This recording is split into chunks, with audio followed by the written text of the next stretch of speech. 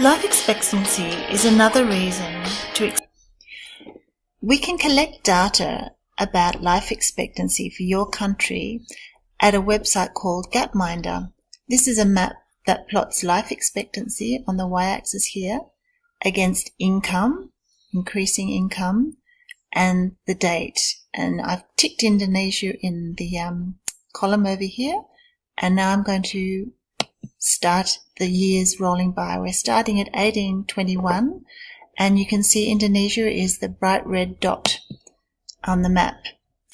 And as the years pass, life expectancy staying pretty steady at about 30 years, along with Nigeria and lots of other countries. And then watch what happens when we change centuries. We're to the 20th century now, still tracking along that 30-year rate. And after the war, something happens.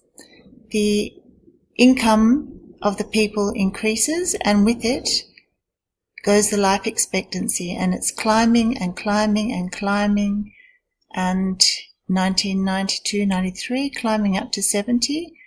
And finally, the last reading we have is 2015, and it's at 70.1 or thereabouts. So you can see that the life expectancy has been increasing, and it increases along with the income. So it's linked to the income, and it's increased along with all the other countries. All these circles represent the other countries. So you can do a search for your country and get a screenshot of this data to collect some evidence.